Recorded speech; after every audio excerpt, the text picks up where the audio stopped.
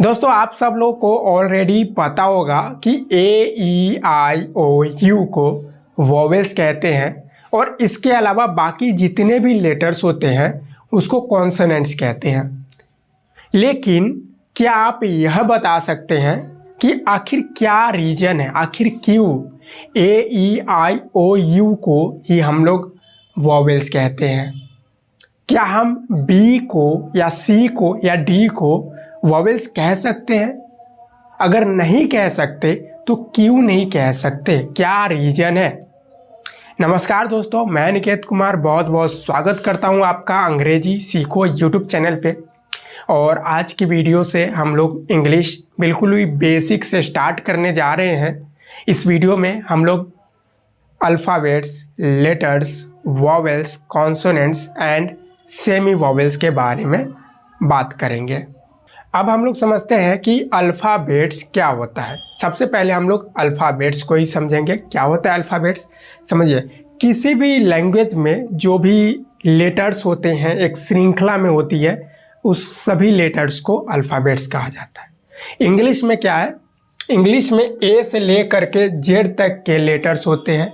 Total 26 letters होते हैं और ये जो ए से जेड तक के जो सभी लेटर्स होते हैं इनको अल्फ़ाबेट कहते हैं। अल्फ़ाबेट्स का मतलब होता है वर्णमाला, ठीक है। अब देखिए, अल्फ़ाबेट्स के बाद आता है हमारा लेटर्स। लेटर्स का मतलब होता है अक्षर। लेटर्स क्या होता है?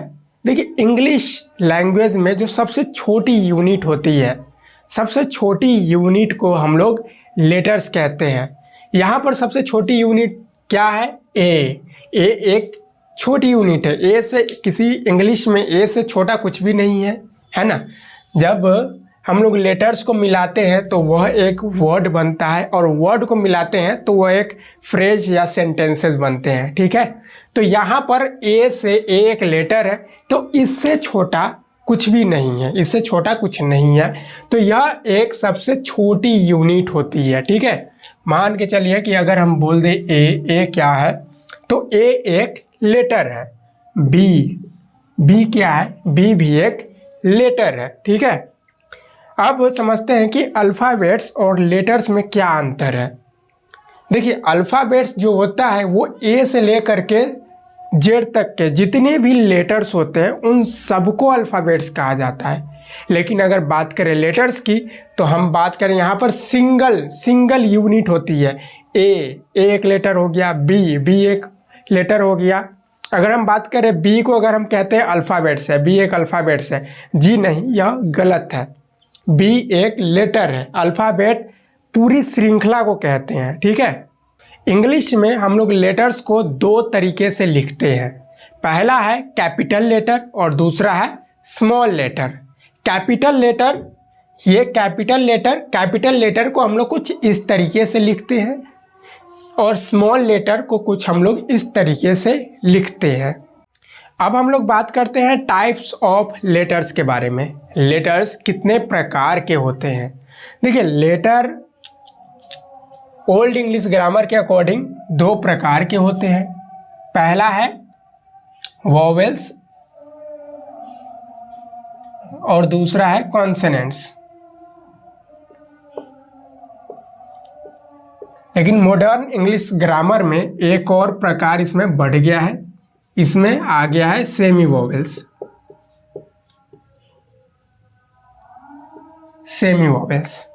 और आप सब लोग जानते हो कि वॉवेल्स क्या होते हैं, कौन कौन से लेटर्स को वॉवेल कहा जाता है। वॉवेल्स होते हैं हमारा ए ई आई ओ यू। वॉवेल्स की संख्या 5 होती है, ये 5 वॉवेल्स होते हैं। उसके बाद आता है कॉन्सोनेंट्स। कॉन्सोनेंट्स की संख्या टोटल 21 होती है, ठीक है। और ए ई आई ओ यू के अलावा जितनी भी इंग्लिश में लेटर्स है उनको हम लोग कॉन्सोनेंट्स कहते हैं। क्या बोलेंगे इसको? Accept A E I O you, ठीक है। नेक्स्ट हम बात करते हैं सेमी वॉवेल्स। यहाँ से हमें वॉवेल्स तो हम पता चल गया, कॉन्सोनेंट्स के बारे में भी हम समझ गए। लेकिन सेमी वोवेल्स कौन कौन से होते हैं? सेमी वोवेल्स होता है W and Y। W and Y को सेमी वोवेल्स कहते हैं, ठीक है। क्यों कहते हैं अभी थोड़ी देर में आपको पता चल जाएगा, एक एक करके अभी हम लोग डिस्कस करेंगे। अब हम लोग यह समझेंगे कि वोवेल्स क्या होता है और कॉन्सोनेंट्स क्या होता है। ए को ही वोवेल्स क्यों कहते हैं और बी को वोवेल्स क्यों नहीं कहते, बी को कॉन्सोनेंट्स क्यों कहते हैं, चलिए देखते हैं। यहाँ पर आप देख सकते हैं वोवेल्स है, vowels A E I O you, और इसका जो भी बेसिक साउंड होता है वो हमने यहाँ पर लिख दिया है, आप लोग देख सकते हैं।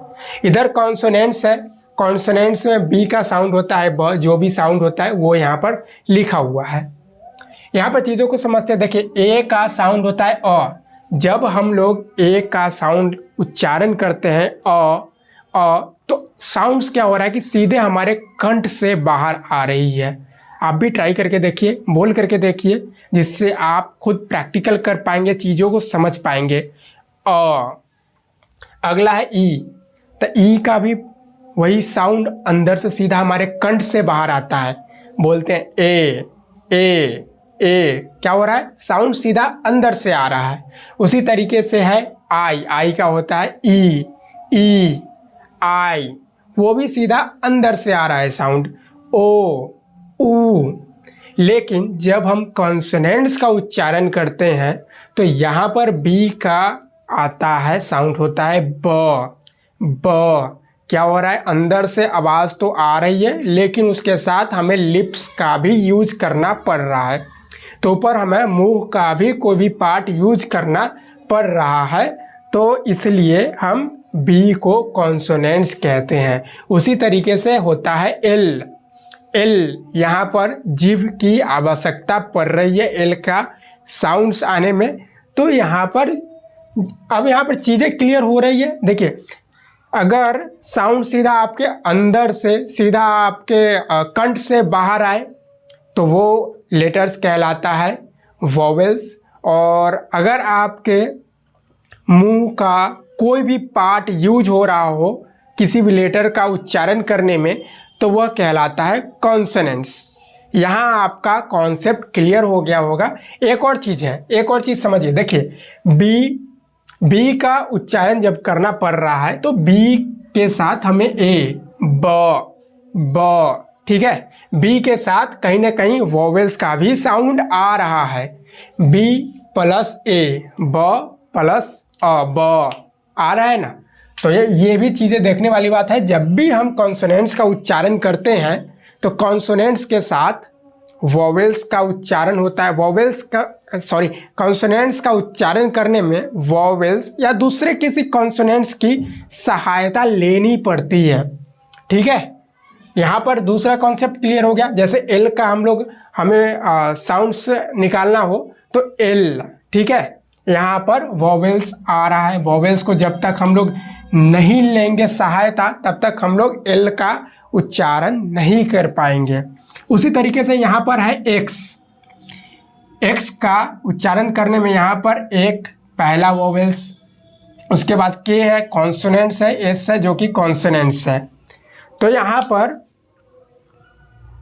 कॉन्सोनेंट्स का उच्चारण करने में दूसरे वोवेल्स लेटर की आवश्यकता लेनी पड़ती है या फिर दूसरे किसी कॉन्सोनेंट्स की भी आवश्यकता लेनी पड़ सकती है।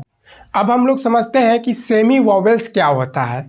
W और Y को सेमी वोवेल्स कहते हैं, लेकिन क्यों कहते हैं, क्या रीज़न है, और ये सेमी वोवेल्स होता क्या है। सेमी वोवेल्स का मतलब होता है कि आधा वोवेल्स और कॉन्सोनेंट्स, ठीक है।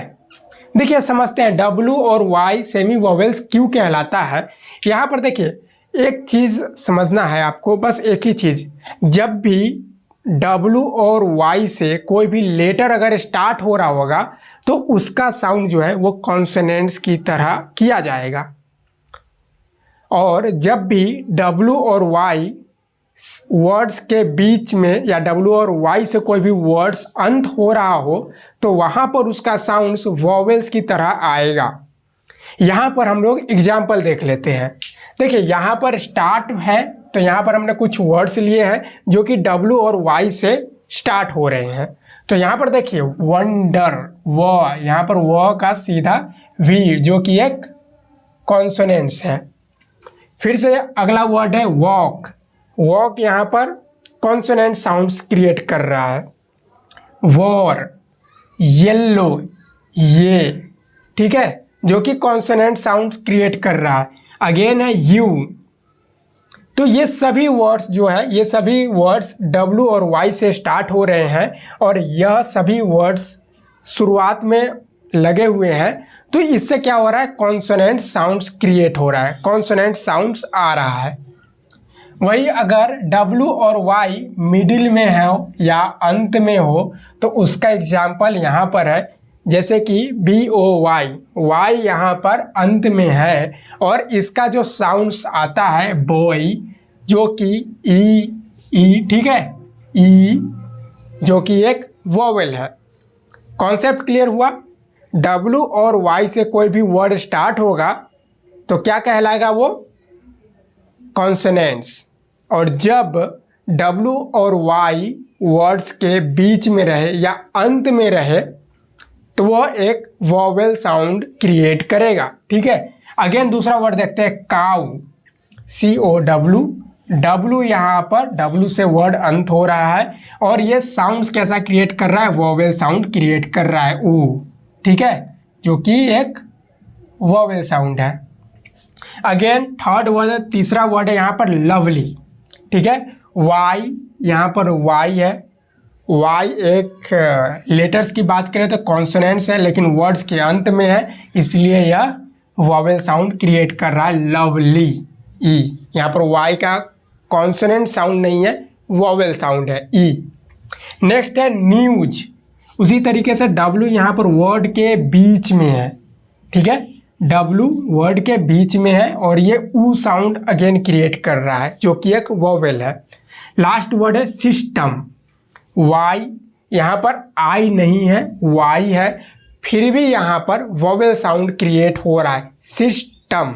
ओके, आई होप सारी चीज़ें क्लियर हो गई होगी। फिर भी अगर आपके कोई भी डाउट्स है तो कमेंट बॉक्स में हमसे पूछ सकते हैं। अगर आपको नोट्स वगैरह बनाने हैं तो आप डिस्क्रिप्शन चेक कर सकते हो, वहाँ पर आपको लिंक मिल सकता है जहाँ से आप PDF फाइल डाउनलोड कर सकते हो। उस PDF में आज के लेसन्स में जो भी कुछ मैं आप लोग को बताया हूँ वो सारी चीज़ें आपको मिल जाएगी। बाकी हमारा प्रयास आप लोग को कैसा लगा कमेंट बॉक्स में ज़रूर बताना। वीडियो अच्छी लगी, कुछ नया सीखने को मिला, वीडियो को लाइक ज़रूर कर देना और हमारे साथ इंग्लिश सीखने के लिए चैनल को सब्सक्राइब कर देना। हम मिलते हैं आपसे अगले लेसन्स में, तब तक के लिए